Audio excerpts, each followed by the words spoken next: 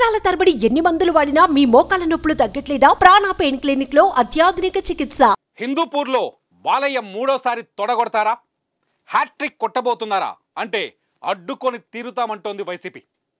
1983 నుంచి తిరుగులేని టీడీపీని ఓడిస్తామని వైసీపీ కూడా సవాల్ విసురుతోంది. మరి వైసీపీ అభ్యర్థి దీపికకి అంత శక్తి ఉందా?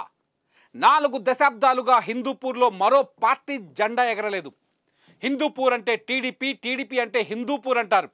మళ్ళీ అదే హిస్టరీ రిపీట్ అవుతుందని బాలయ్య విశ్వాసంతో ఉన్నారు.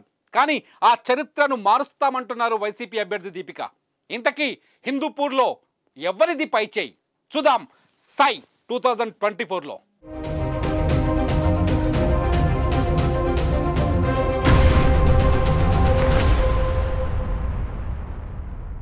ఇప్పటికి అందుతున్న సమాచారం ప్రకారం హిందూపూర్లో 2,42,071 కోట్లున్నాయి. అందులో పురుషులు 1,22,330 మంది అయితే మహిళా ఓటర్లు 1,19,720 మంది. ట్రాన్స్జెండర్స్ ఇక్కడ 21గా కనిపిస్తున్నారు. కురుబ సామాజిక వర్గానికి చెందిన ఓటర్లు ఈ నియోజకవర్గంలో ఎక్కువగా ప్రభావం చూపించే అవకాశం ఉంది. అందుకే వైసీపీ ఈసారి కురుబ సామాజిక వర్గానికి చెందిన తిప్పేగౌడ నారాయణ్ దీపికను ఎన్నికల బరిలోకి దించింది. బీసీ వర్గానికి చెందిన దీపిక వైసీపీ నేత వేణుగోపాల్ రెడ్డి సతీమణి. కూటమి తరఫున టీడీపీ నుంచి ఎన్నికల బరిలోకి దిగుతున్న సిట్టింగ్ ఎమ్మెల్యే బాలకృష్ణ మాత్రం గెలుపుపైన ధీమాగా ఉన్నారు.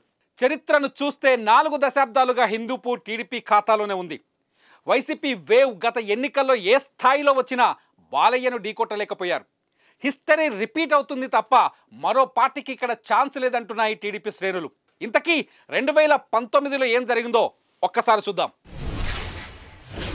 2019లో 14,028 ఓట్ల మెజార్టీతో ఇక్కడ నందమూరి బాలకృష్ణ విజయం సాధించారు. బాలయ్యకు ప్రత్యర్థి అయిన షేక్ మహమ్మద్ ఇక్బాల్కు 72,676 ఓట్లు వస్తే బాలయ్యకు 90,704 ఓట్లు వచ్చాయి. ఇక్కడ జనసేన అభ్యర్థి ఆకుల రమేష్ కూడా పోటీ చేశారు. 2019లో ఆయనకు 7,305 ఓట్లు దక్కాయి. పర్సంటేజీలో చూస్తే ఒకసారి మొత్తం ఓట్లలో బాలయ్యకు 51.47% ఓట్లు దక్కితే షేక్ మహమ్మద్ ఇక్బాల్కు 41.91% ఓట్లు దక్కాయి. జనసేనకు ఇక్కడ కేవలం 2.42% ఓట్లు మాత్రమే వచ్చాయి.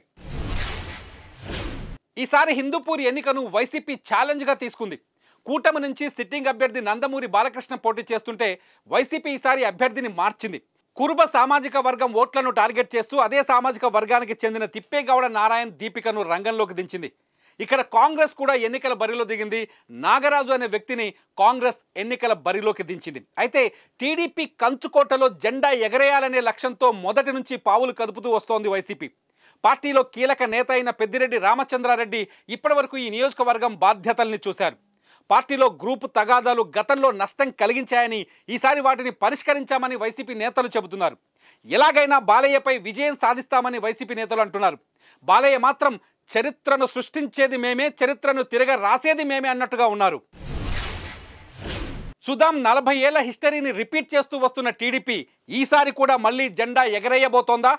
బాలయ్య హ్యాట్రిక్ కొడతారా, లేదంటే బాలయ్యను దీపిక ఢీ కొడతారా అన్నది ఇప్పుడు హిందూపూర్ ఓటర్ల చేతుల్లో ఉంది. రిజల్ట్ ఎలా ఉంటుందో చూద్దాం. సై 2024లో మరో నియోజకవర్గంతో మళ్ళీ కలుద్దాం. సుమన్ టీవీలో మీ పర్సనల్ అండ్ బిజినెస్ ప్రమోషన్స్ కోసం కింది నెంబర్కి కాంటాక్ట్ చేయండి.